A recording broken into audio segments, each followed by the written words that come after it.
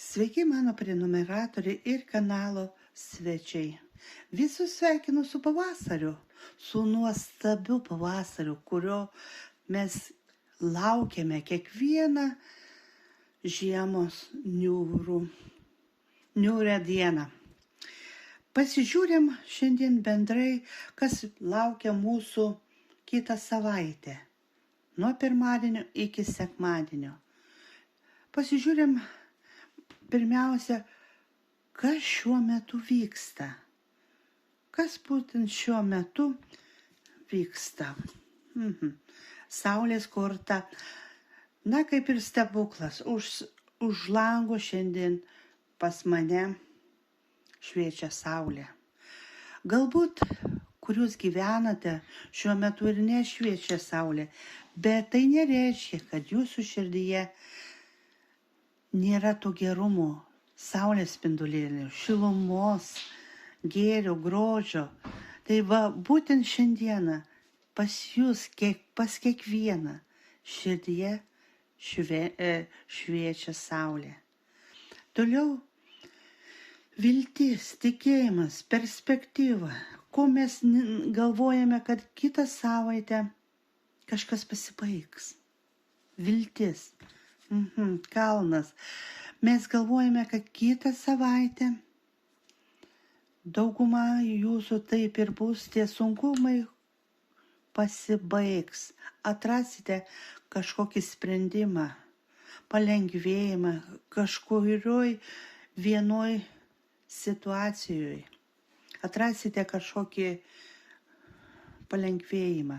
Toliau, ar nusimato kokia kelionė? Taip, kažkas iš jūsų būtinai kažkur keliaus kitą savaitę. Tai bus artima kelionė, galbūt pas jūs net gali atkeliauti. Draugas arba vaikai gali atvažiuoti iš užsienio, iš toliau, nes laivas taip ir rodo iš toliau atvykstanti kažkokia naujiena, net ir tai gali būti. Kažkoks laiškas, kažkokia žinia. Žinutė, internetinė žinutė, iš toli gali atkeliauti kažkokią naujieną. Galbūt parašys, kad atvyksta koks draugas ar kitokia panaši būtent žinia. Toliau, kas vyksta pas jūs namuose. Pas jūs namuose vyksta ramumas. Gerumas, šiluma, šuo tai yra draugystė. Jūsų namuose, dauguma jūsų namuose vyroja harmonija, draugystė, sėkmė, ištikimybė, net galiu sakyti. Gera būti pas jūs namuose, pas daugelį jūsų namuose. Toliau žiūrėtume sveikatą. Sveikata taip pat bus jūsų ganėtinai nebloga. Žiedas rodo sąjungą, šeimą. Tai būtent ant sveikatų krentanti žiedas, tai santuokos, būtent jūsų šeimoje sveikata bus puikiai. Toliau debesis. Debesis tai būna kažkokie neaiškumai. Na, ar tie aiškumas ateis? Žinoma, kad taip. Žuvis rodo pinigus, darbą, išeiti. Visi neaiškumai kitą savaitę jums išaiškės. Atrasite, galbūt kažkas ieško darbo, kažkas nori kažkur papildomai užsidirbti. Toks yra neaiškumas, bet kitą savaitę jums tas neaiškumas pasitrauks, nes jūs atrasite išeitį. Ar tai verslo, ar tai piniguose, atrasite kažkokią išeitį. 7. Apgaulė. Kažkokios blogos mintys, sunkumai. Pasižiūrim, ar pasitrauks. Iškrenta inkaras. Inkaras rodo stabilumą. Ant gyvatės krentantis stabilumas bus labai toks, niekas per daug ir nepasikeis. Jeigu yra kažkokių ten draugių pavyzdžių, kurios tave apšneka, meluoja, tai kitas savaitė būtent taip ir liks. Na, jos negali pasikeisti. Negali pasikeisti per vieną savaitę. Toliau kažkas pasibaigs. Namai, namučiai namai. Karstas rodo pabaigą, atgimimą net galiu. Karstas yra labai gera korta. Tai rodo kažką naują pradžią, pakelimą kažkokiu pabaigimu ir viskas susiję bus su namais. Namuose čia yra draugystė, čia pasitraukimas, atgimimas, vėl papildo vienas kitą. Pas jūs namuose šitą savaitę vien tik tai bus atgimimas, palengvėjimas, naujas šansas, naujos galimybės. Toliau yra lelija. Sėkmė, naujos atostogos gali būti. Na, pasižiūrim, kas dar laukia. Laukia laivas, permainos. Ant lelijos, ant sėkmės krentanti laivo korta rodo atostogas, kelionę, ekskursiją kažkur. Na, dar galiu dabar pridurti labai stiprią sveikatą. Dauguma jūsų, jeigu ir serga šiuo metu, greitai pasveiksite ir tos liga kaip ir nebūta. Toliau yra dalgis. Pavojus. Ką reikėtų pasisaugoti? Na, pasižiūrėm. Kažkokių įstaigų reiktų pasisaugoti. Kažkokių apgavikų, netikrų laiškų, netikrų naujienų, netikrų kažkokių pranešimų iš įstaigų. Neatsidarinėkit jokių internetinių svetainių, jeigu ir gausite kažkokį laišką iš įstaigos, prašau tokių laiškų neatidarinėti, nes gali čia būti apgaulė, didelė apgaulė. Kaip sako, atidariau, pasmalsavau ir nukentėjau. Na, toliau 11 yra ginčai, pavojus. Na, pasižiūrėm, koks gali būti kitos savaitės pavojus. Na, su vyrais. Kas bendrauja su vyrais, naujos pažintys, būkite taip pat atsargios. Na, nereikia viską iš karto pasisakyti, atsiskleisti, pasakyti ypač apie kažkokias pinigų sumas. Reikia pasisaugoti dar kartą vyro, kad neapgautų. Jeigu turite vyrą, su kuriuo esate įsiskyrę ir dar jūs kažkaip vargina, dar apšneka, taip ir toliau, tokio vyro reiks pasisaugoti. Jis dar kol kas nenurims. Toliau paukščiai. Paukščiai tai yra rutina. Na, pasižiūrė, kur čia ta rutina bus? Rutina moteriai. Na, kaip visada, moteris valdo visas 4 pusės ir visas stichijas. Na, be moters,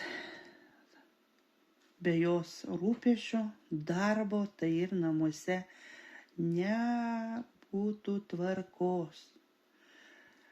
Todėl būtent moteriai ta rutina, kasdieninė rutina, vargės ir kitą savaitę.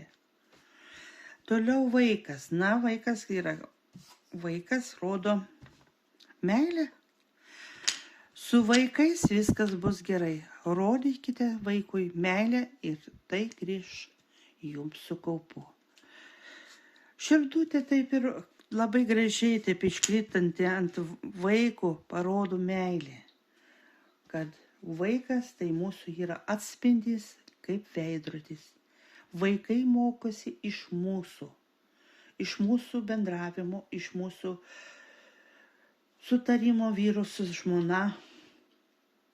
Kokie mes esame, tokie yra ir vaikai. Čia auga laimė. Toliau yra laputė. Laputė yra apgaulė, bedarbystė, smalsumas, gudravimai. Na, pasižiūrėkim, kur čia mums reiks sugudrauti. Ant meškutės, ant jėgos. Norit, kad jūsų neapgautų, neapmeluotų, reikia turėti labai drąsią savijautą, jėgą. Ant lapės krentanti meška tai labai tvirtu, kad jūs viską galite įveikti pačios. Bedarbystė ant lapės, kad lapė rodo bedarbystė su pinigais, kitą savaitę truputį pagerės. Bus prasiveršimas kažkoks tai, nes meška labai stipri ant viso to, ant pinigų, ant sveikatos, ant permainų, darbo perspektyva stipri, viskas į priekį, su gera jėga. Toliau yra meška, tai taip pat pasižiūrim dar papildomai. Ant meškos krentanti lelija parodo sėkmę. Sėkmė visame kame. Jeigu esate kažkur išvažiavę ir tai jums atneš sėkmę ir gerą perspektyvą. Kitą savaitę jūs lydės sėkmė. Toliau yra žvaigždė. Žvaigždės tai yra viltis. Iškrenta gyvatės, jūs labai norite, kad tos apgaulės, sunkumai, iliuzijos, melas, blogos žinios kuo greičiau pasibaigtų. Labai norite. Bet kitą savaitę dar trupučiuką reiks iškentėti, sukandus dantim pralaukti. Toliau yra gandras. Tai yra šeimos pakusėjimas, naujienos gali būti, nekilnojamas turtas, pokyčiai, na ir labiausia norisi tų pokyčių, kad pasibaigtų tamsuma. Ką tai reiškia? Mes dažniausiai esame pasiklydę ir nežinome patys, ko nori.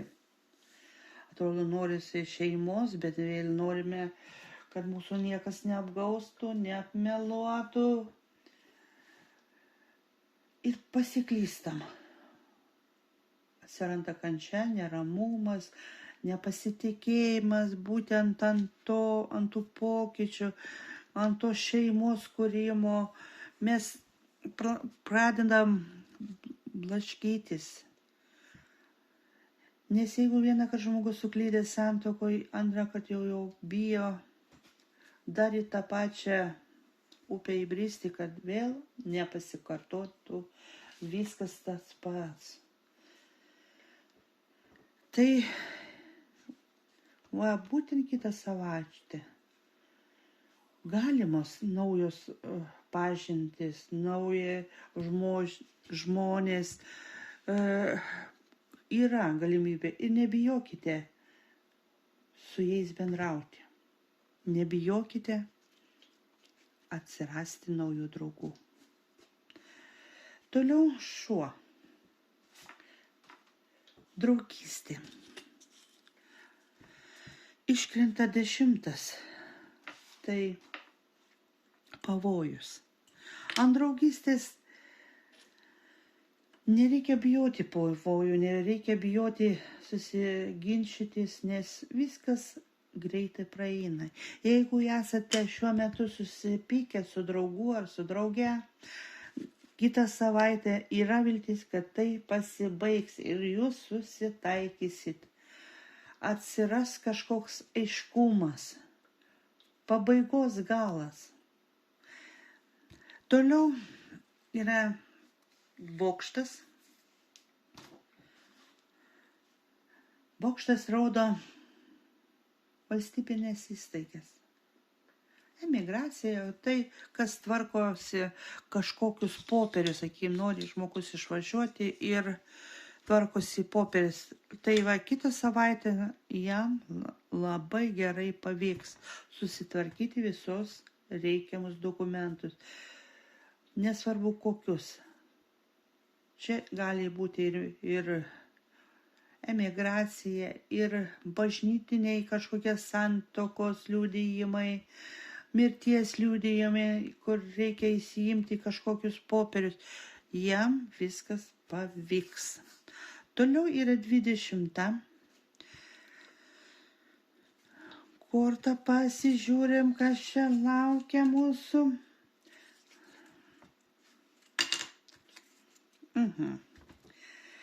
Ant parko, ant žmonių krenta šluota.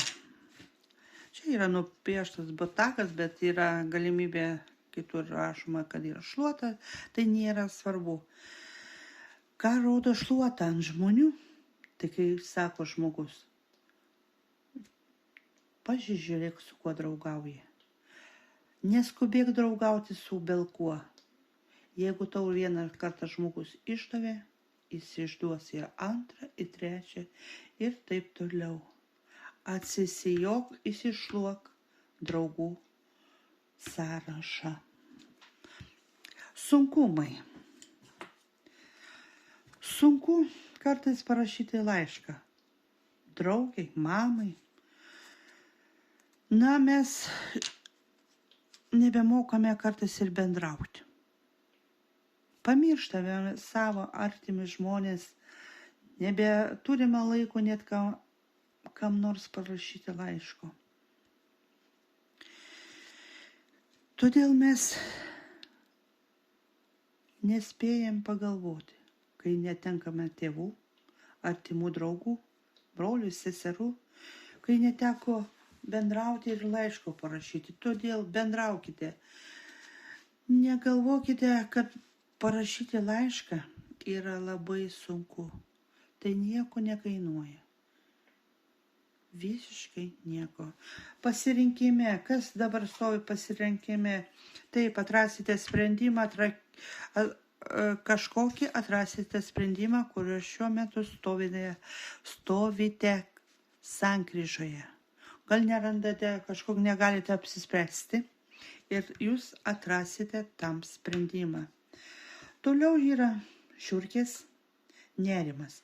Kas labiausiai jums neduoda ramybės? Na, žinoma, pletkai, paukščiai, ginčai jums dažniausiai neduoda paskolos to žmonių, kur, kaip sako, paukščiai, tai nešioja paskalas. Gandus. Na, jeigu kiekvieną kartą mes galvosime, ką kalba kiti, tai neturėtume kada gyventi dėl savęs. Jums dažniausiai neduoda ramybės, ką kalba kiti už nugaro. Kažkokie pavydžių žmonių šnekos, ginčai, apkalbos, nuogirdos kažkokias. Ir jums tai neduoda ramybės. Jūs dažniausiai galvoja, ką kiti pagalvos. Toliau širdies problemos. Na,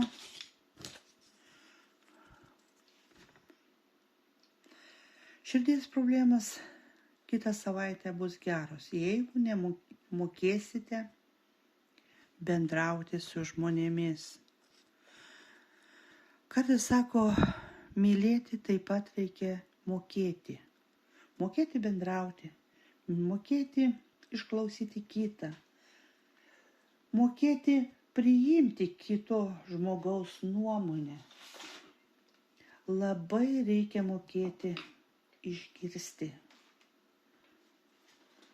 Ir tada jūsų šeimoje ir širdyje gyvena meilė. Toliau. Žiedas, pakilėjimas, augimas, pergalė. Pasižiūrė. Taip, kitą savaitę visa tai bus. Bus pakilėjimas, bus gerų emocijų, gerų permainų. Ir viskas vyks šeimoje, tarp pačių artimiausių žmonių. Toliau knyga. Ant knygos iškrenta pasirinkimų korta. Jūs galite rinktis skaityti knygą, žiūrėti filmą, nuveiti filmą pagaliau. Nereikia sėdėti nuolat namuose ir galvoti, ką čia veikti. Yra daug pasirinkimų, daug informacijos. Jeigu kas nors mokosi, informacijos galima ieškoti plačiai internetu arba kokioj bibliotekoje nuvėjus, įstaigoje ir visur, kur tik tai įmanoma, net ir mokykloje. Galbūt kažkas iš jūsų renkasi, kur kitais metais studijuos, tai yra ne kitais metais, o šį rudenį ir ieškote informacijos. Tai va, būdų atrasti labai daug. Toliau laišką, naujieną. Gausite naujieną, kažkas pasibaigė. Galbūt gausite kažkokią žinutę buvusio draugo ir jis pasakys, kad nebenori su jumis draugauti. Arba pagaliau išsiskirsite su kažkuo tai. Ir jums nebūtinai tai gali atnešti kančią. O galbūt palengvėjimą. Karstas rodo nebūtinai pabaigą, kažko naujo, atgimstančio. Labai yra gerai, kai žmogus pagaliau atranda, gauna naujieną iš kažko labai ilgai laukto, iš tos nežinomybės. Galbūt atrasite kažkokias paslaptį ir pagaliau jums bus labai aiški. Išaiškės kažkokia paslaptis.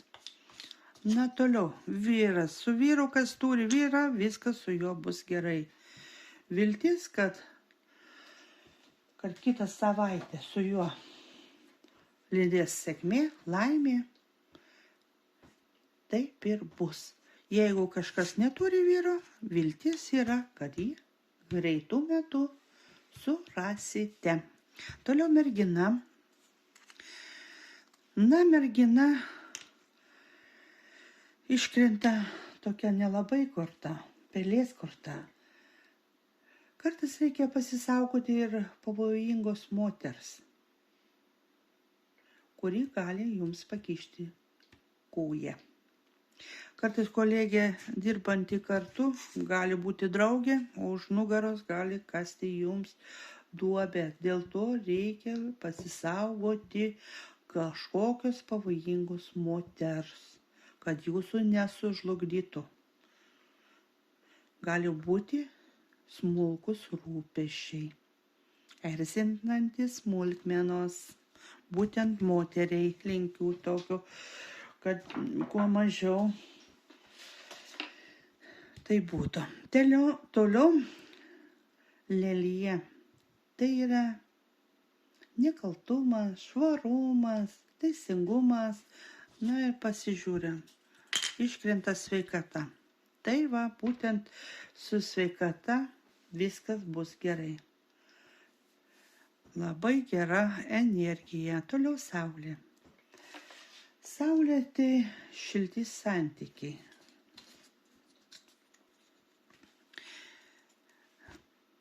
Ir iškrenta kryžius. Kryžius yra kai esate sankryžoje ir galvojate, kaip man pasielgti. Jeigu jūs norite šiltų santykių, jūs galvojate, ar tas žmogus man yra skirtasis ar ne. Saulė šildo, bet kartais ir viskas sudegina. O kryžius tai yra pasirinkimas.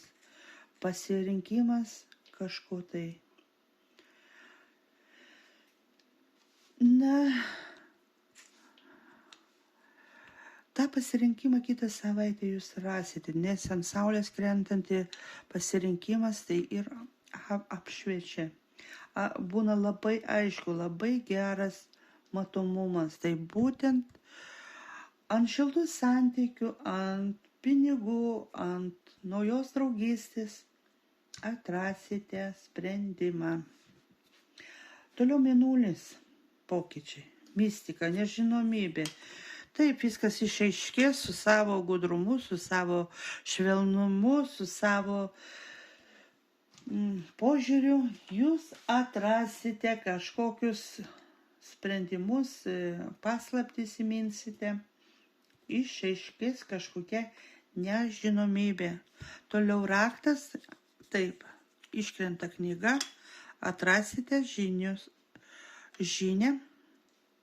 atsirakinsite į žinių bagažą. Raktas dar nurodo paslaptis, mokslą, žinias, licenciją galiu, mokslus visokius. Jūs atrasite sprendimą, kur mokytis, jau pajausite, ko norite iš gyvenimo. Ir aš galėsiu tik palinkėti jums sėkmės. Toliau yra pinigai. Taip, pinigus teks biškutį išleisti ant vaikų. Galbūt vaikai pradės prašyti kažkokių naujų vadovėlių, kažkokių susijęs dėl mokslų gali tai būti. Reiks vaikams išleisti daugiau pinigų, negu jūs esate numatę. Nes žuvis taip ir rodo, pinigas, turtai, viskas reiks kaupti arba taupyti. Viską dėl vaikų ateities, dėl vaikų mokslų, dėl visko, kas susijęs su vaikais. Toliau stabilumas. Stabilumas ir aiškumas pasibaigs krizė, užsispyrimas, kažkoks sunkumai, nes debesis, taip kaip gamtoje, čia žiūrėk apsiniaukė, čia žiūrėk labai sunku, o vakare jau šviečia saulė. Atradau kažkokį sprendimą ir būna daug paprasčiau gyventi. Va tas pagaliau atrasite, tą stabilumą. Ir paskutinė žvaigždė, krentanti ant kryžiaus žvaigždė. Tai mes visi pagaliau norime būti laimingi. Visi mes mėgstame svajoti. Ir būtent kitą savaitę mes vėl ir vėl svajosim apie gražesnę savo gyvenimo etapą, geresnį gyvenimą, naujus santykius, naujų darbo pasiūlymus, naują draugystę. Ir labai gerai, kol žmogus stovi sankryžoje, nežino, ko nori ir atsiranda viltis kažko siekti, kažko norėti, dėl kažko mokytis, kad ir dėl vaikų pasistengti kitaip, mes dar gyvenam, mokam džiaugtis. Todėl aš jūs visus sveikinu dar kartą su pavasariu. Dėkoju už tai, kad išklausėte mane iki galo. Labai dėkoju už laikas, už prenumeravimą ir Iki malonaus, iki gražių susitikimų.